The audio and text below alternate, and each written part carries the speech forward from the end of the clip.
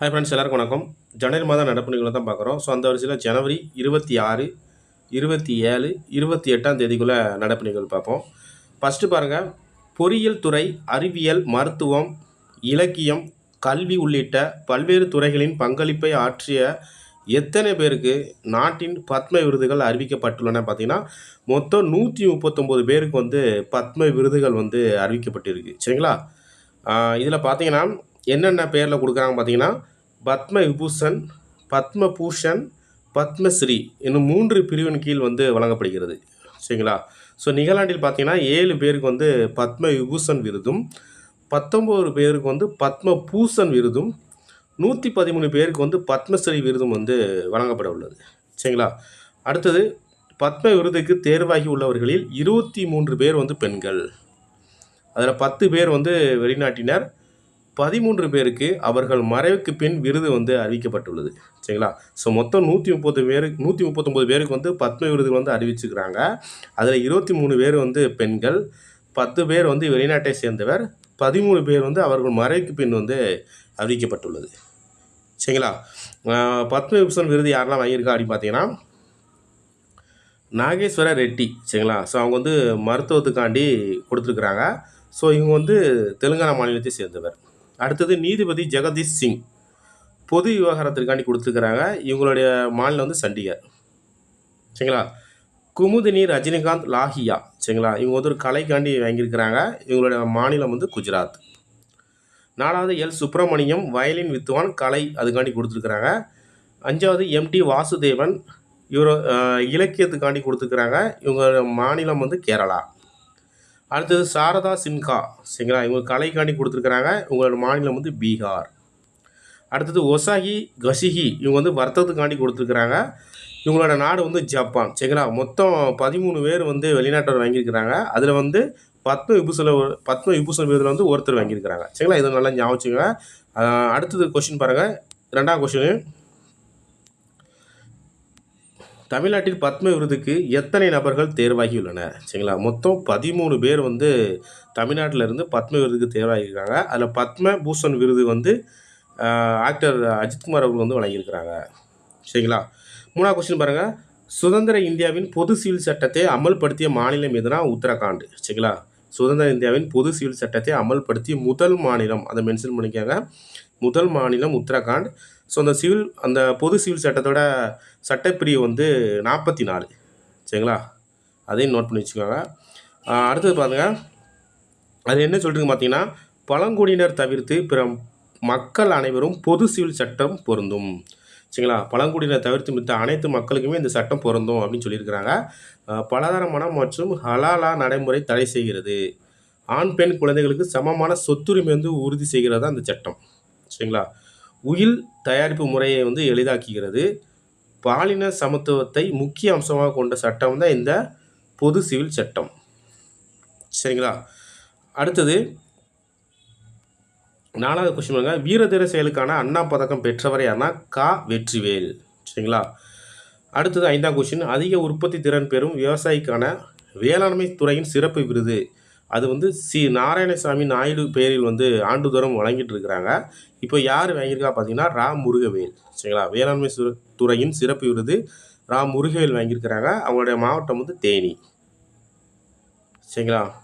அடுத்தது, காந்தியடிகள் காவலர் பதக்கம். ஸோ யாருக்கெல்லாம் கொடுத்துருக்காங்க பார்த்தீங்கன்னா, மத்திய நுண்ணறி பிரிவு காவல் ஆய்வாளர் பே. சின்ன காமனன் அவர்களுக்கும், விழுப்புரம் சட்ட ஒழுங்கு காவல் நிலைய தலைமை காவலர் கி. மகா மார்க்ஸ் அவர்களுக்கும், திருச்சி மாவட்ட மதுவிலக்கு அமலாக்க பிரிவு தலைமை காவலர் கா. கார்த்திக் அவர்களுக்கும், சேலம் மாவட்டம் கா. சிவா மற்றும் பூமாலை அவர்களுக்கும் வழங்கப்பட்டது. சரிங்களா? ஸோ அந்த காந்தியடி காவலர் பதக்கம் யாருக்கெல்லாம் வழங்கியிருக்காங்க? ஸோ அதை நல்லா எப்படி ஞாபகம் வச்சுக்கணும்னு பார்த்தீங்கன்னா, அதாவது கார்த்திக்கும் சிவாவும் அதிகமாக மார்க் எடுத்தனாக்கில் அவங்களுக்கு என்னென்னா ஒரு சின்ன பூமாலை பரிசாக கொடுத்துருக்குறாங்க. சரிங்களா? எப்படி ஞாபகம் வச்சுக்கணும்னா, கார்த்திக்கும் சிவாவும் அதிகமாக மார்க் எடுத்தனாக்கில் சின்ன பூமாலை கொடுத்துருக்குறாங்க. சரிங்களா? மார்க்கு சின்ன பூமாலை, அது நல்லா ஞாபகம் வச்சுக்கோங்க. சரிங்களா? அடுத்து 7ஆம் கொஸ்டின் பாருங்கள், சிறந்த காவல் நிலையங்கள் பார்த்தீங்கன்னா, முதல் பரிசு மதுரை. சரிங்களா? சிறந்த காவல் நிலையங்கள் முதல் பரிசு மதுரை, 2ஆம் பரிசு திருப்பூர், 3ஆம் பரிசு திருவள்ளுவர். சரிங்களா? நல்லா ஞாபகம். ஃபஸ்ட்டு மதுரை, 2வது திருப்பூர், 3வது திருவள்ளுவர். அடுத்தது இந்தியாவில் முதல் இதய பைபாஸ் அறுவை சிகிச்சையை 1975 மேற்கொண்டவர் யாருன்னா கேஎம் செரியன். சரிங்களா? முதல் பைபாஸ் அறுவை சிகிச்சை வந்து கேஎம் செரியன் அவங்க தான் பண்ணியிருக்கிறாங்க. இவங்க தற்போது தான் வந்து இயற்கை எழுதியிருக்கிறாங்க. சரிங்களா?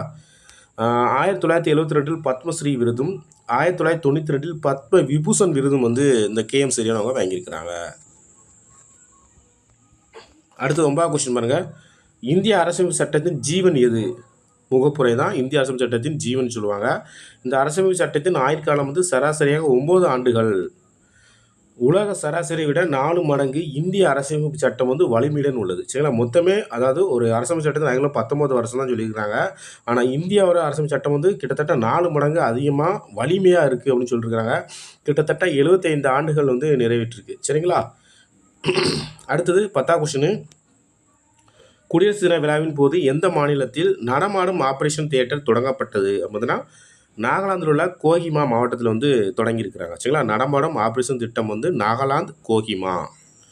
அடுத்தது மும்பையில் நிறைவடைந்த 20வது வருடாந்திர IBA தொழில்நுட்ப மாநாட்டின் 7 விருதுகளை வென்ற வங்கி வந்து யூனியன் வங்கி. சரிங்களா? அடுத்தது 12வது கொஸ்டின் பாருங்கள். பெலாரஸ் அதிபராக மீண்டும் வெற்றி பெற்றவர் யாருன்னா லுகசென்கோ. சரிங்களா? பெலாரஸ் அதிபராக மீண்டும் வெற்றி பெற்றவர் லுகசென்கோ. பொது சிவில் சட்டம் இந்திய அரசு சட்டம், அதாவது பொது சிவில் சட்டம் இந்திய அரசமைப்பு சட்டம் வந்து 44வது பிரிவு வந்து சொல்லுது. ஸோ அது முன்னாடியே பார்த்தோம். அடுத்தது உலகிலேயே அதிக கச்சா எண்ணெய் உற்பத்தி செய்யும் நாடாக உள்ளது எதுனா அமெரிக்கா. சரிங்களா? உலகிலேயே அதிக கச்சா எண்ணெய் உற்பத்தி செய்யும் நாடாக உள்ளது வந்து அமெரிக்கா. அதே மாதிரி எரிவாயு உற்பத்திலையும் அமெரிக்கா தான் முதல் இடத்துல இருக்காங்க. சரிங்களா? அடுத்தது 15வது கொஸ்டின் பாருங்கள். அரசு பள்ளி மாணவர்களுக்கு தொழில்முறை படிப்புகள் எத்தனை சதவீதம் இடஒதுக்கீடு வழங்கப்படுகிறதுனா 7.5%. சரிங்களா?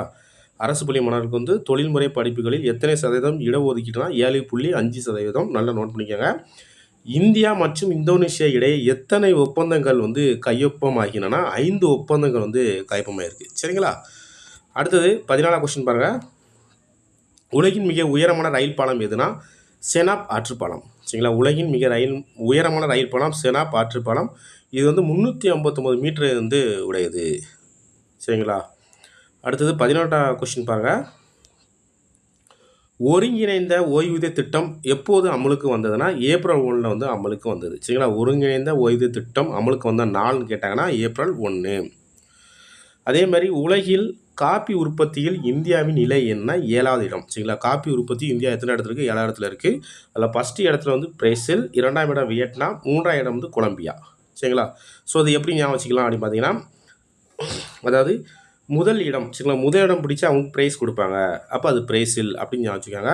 முதல் இடத்த விட்டால் 2ஆம் இடம் தான். அப்போ விட்டானா வியட்நாம் அப்படின்னு ஞாபகம் வச்சுக்கோங்க. 3ஆம் இடம் எப்படி ஞாபகம் வச்சுக்கணும்? முதல் இடத்தையும் 2ஆம் இடத்தை விட்டு குழம்பிட்டு இருந்தோம்னா அவங்களுக்கு 3ஆம் இடம் தான் கிடைக்கும் அப்படின்னு ஞாபகம் வச்சுக்கணும். சரிங்களா?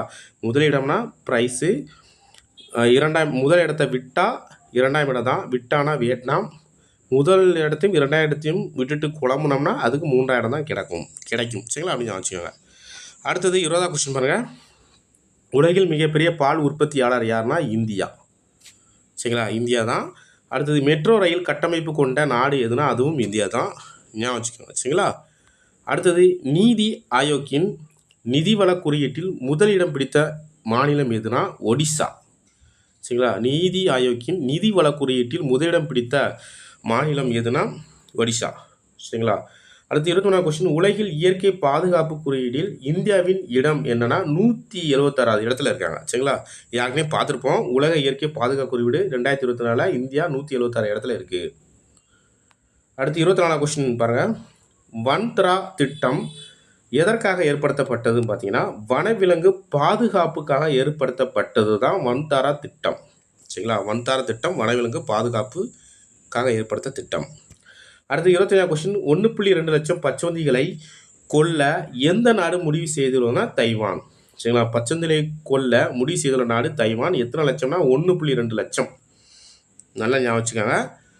அடுத்தது 26வது கொஸ்டின் பாருங்கள். இந்திய வாக்காளர்களின் பாலின விகிதம் எவ்வளவு அதிகரித்துள்ளதுன்னா 954. சரிங்களா? இந்திய வாக்காளரின் பாலின விகிதம் 954 அதிகரித்துள்ளது. மீன் உற்பத்தியின் இந்தியாவின் தரநிலை 2வது இடம். வாகன உற்பத்தியின் இந்தியாவின் தரநிலை 3வது இடம். அலுமினியம் உற்பத்தி இந்தியா நிலை 2ஆம் இடம். சரிங்களா? நல்லா ஞாபகம் வச்சுக்கோங்க. மீன் உற்பத்தியில் இந்தியா வந்து 2ஆம் இடத்துல இருக்காங்க. வாகன உற்பத்தியில் வந்து இந்தியா 3ஆம் இடத்துல இருக்காங்க. அலுமினியத்தில் வந்து இந்தியா வந்து 2ஆம் இடம் இருக்கிறாங்க. சரிங்களா? ஸோ ரொம்ப முக்கியமானது. ஸோ இதெல்லாம் கரண்ட் அஃபேர்ஸ் ரொம்ப ரொம்ப முக்கியமானது. ஸோ இது எல்லாத்தையுமே நோட் பண்ணி வச்சு படிச்சுக்கோங்க. தேங்க்யூ.